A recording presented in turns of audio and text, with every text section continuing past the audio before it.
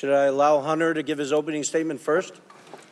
Doesn't appear Mr. Biden showed up for his public hearing, so we'll recognize you, Mr. Bobulinski. Okay. Thank you, Mr. Chairman.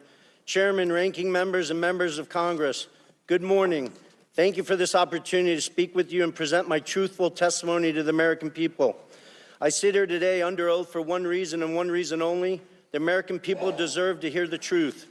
Though the truth involving the deep corruption of the Biden family, including the malfeasance of the sitting president of the United States, might be raw and unpleasant, the American people must hear it. You're presented here today with two narratives in this investigation.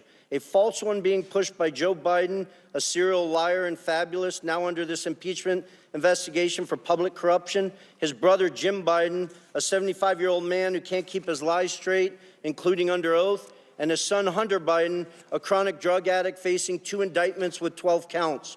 You also have before you the truth, confirmed by multiple Biden family business partners over many years and backed up by mountains of irrefutable evidence, including text messages, emails, documents, recordings. I am the only Biden family business partner with an impeccable military record. I'm grateful that this country has given me the freedom to be successful. I worked hard to become independently wealthy. I've taken several businesses public, sold multiple businesses to some of the world's best private equity firms. In fact, my business success is why they sought me out. However, what they have done is repugnant to me. I am here today because I'm a patriot and I'm a truth teller. We keep hearing from certain corners that our democracy is at risk and democracy is on the ballot in 24. Yet the same people preaching this mantra know better. They continue to lie directly to the American people without hesitation and remorse. Rep. Dan Goldman and Jamie Raskin, both lawyers, and Mr. Goldman, a former prosecutor with the SDNY from New York, will continue to lie today in this hearing and then go straight to the media to tell more lies. Hunter Biden's defense attorney, Abby Lowell, weaponizes letters to Congress to try to smear my name Mr. and Chairman. misstate the cold hard facts Mr. Chairman. in an attempt to save his powerfully connected client and his father. I challenge Mr. Lowell to make those claims on national television so he can be held accountable for his lies. Prior to my successful business career, I was an officer in the United States Navy. At Navy's elite Naval Nuclear Power Training Command, I later served as the command's chief technology officer. Please proceed. I apologize for the disruption from the... Okay. Am I supposed to say it's my time, Mr. Raskin? Yeah. But please, Mr. Bobulinski, please Okay. come to order. Mr. Bobulinski, please proceed. Okay. Please proceed. I apologize for the disruption from the minority. Okay. Well, Mr. Chairman, save his time, but he called members of this committee liars, and I just want to know whether the order and decorum requirements of House Rule 11 apply to witnesses appearing before the committee. Does it apply or does it not?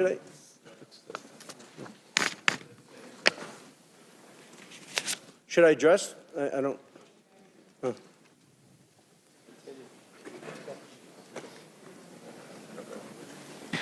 There's decorum from the members. We've asked for that. There's no language that I'm aware of pertaining to a witness. Thank you.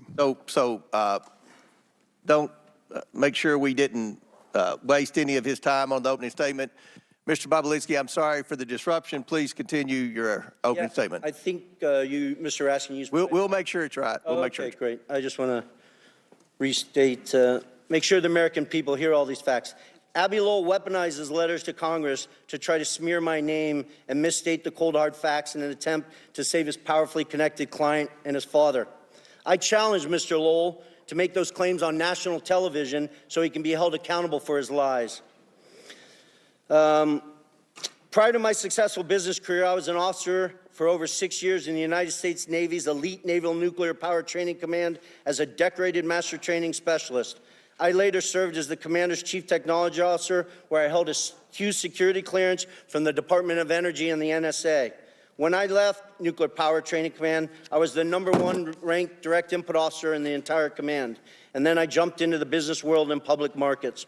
While I have made a few contributions over the years to Democrats, such as Representative Ro Khanna, I don't see him, but I hope he shows up today. He sits on the Democratic side of the Oversight Committee. I'm not a political person. I come from a family with a long history of distinguished service in our nation's military, including my father, both of my grandfathers, and my brother, all of whom were willing to sacrifice their lives for this great country. My sister serves our military vets for 2 decades at the Veterans Administration. We've lived our life as a family in service to this great country.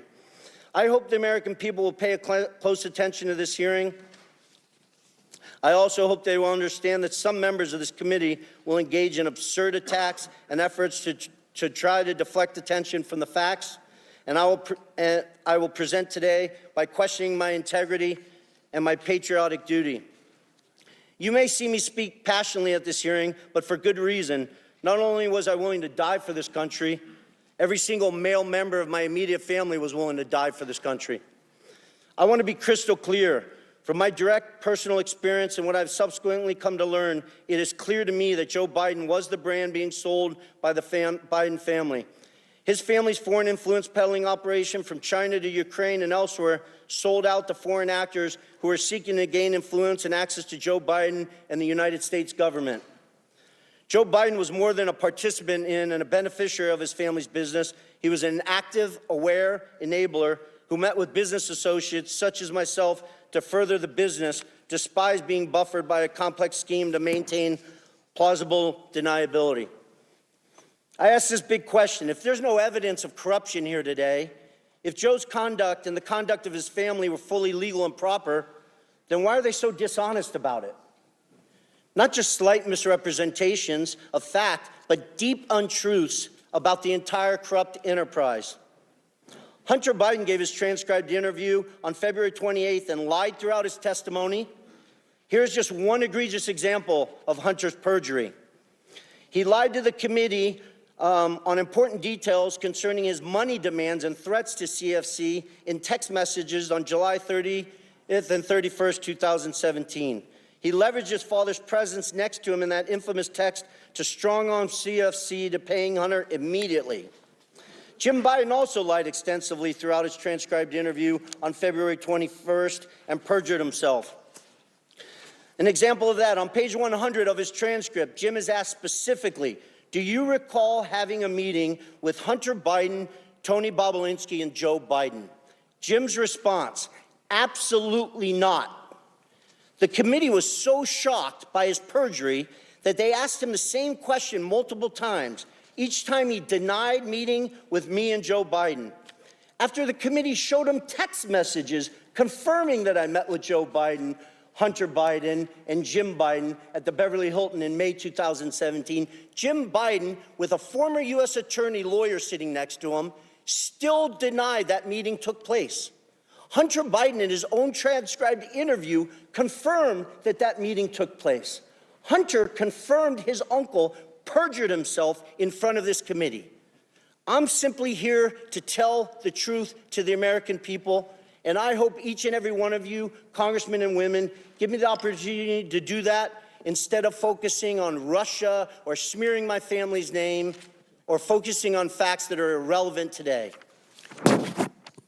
I yield back. Thank you. Mr. Chairman, parliamentary inquiry? Yes. Just 2 points. One is, I believe Mr. Bobulinski went over 2 minutes, 14 seconds. I hope the same courtesy will be We will extended. give Mr. Parnas equal time. Thank you. And secondly, I see that we now have a witness appearing remotely, and I thought that witnesses were required to appear in person under the rules adopted by the majority at the beginning of the Congress.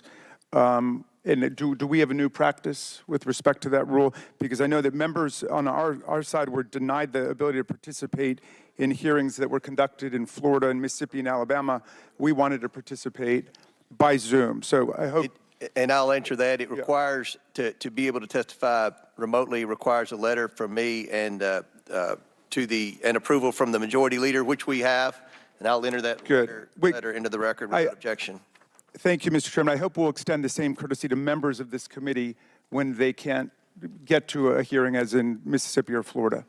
Thank you much. Mr. Chairman, parliamentary inquiry. State your point. Mr.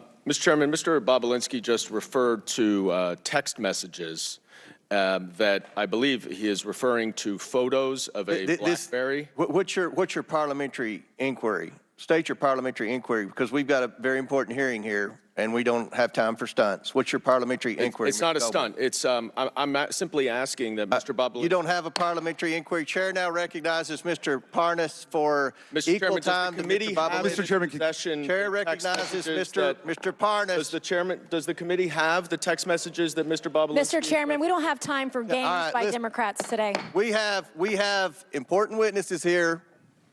This is a credible I'm asking a question about the one of your important You asked for a witnesses. parliamentary inquiry. You will have 5 minutes whenever Jamie Raskins tells me it's your time to speak.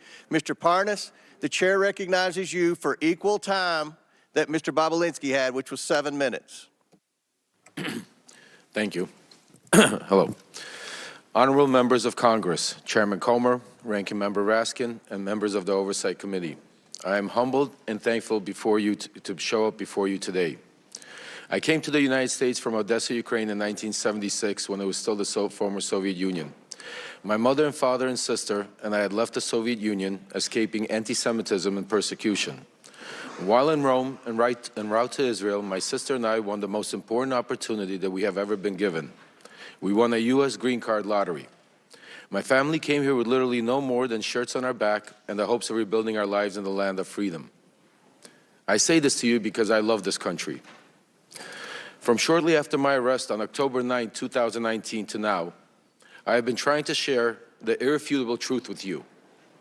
The American people have been lied to by Donald Trump, Rudy Giuliani, and various cohorts of individuals in government and media positions. They created falsehoods to serve their own interests, knowing it would undermine the strength of our nation.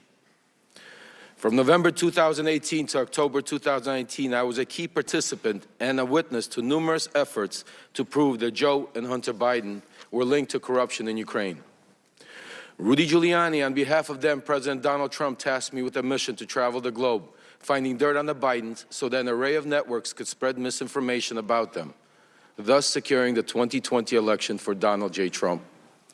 Ironically, when I was arrested, my original indictment linked me to an individual referred to as unindicted co-conspirator 1. We now know this individual to be Congressman Pete Sessions, who sits on this very committee today. Today, I ask you to consider the following. In nearly a year traveling the world and interviewing officials in different countries, I found precisely zero evidence of the Biden's corruption in Ukraine.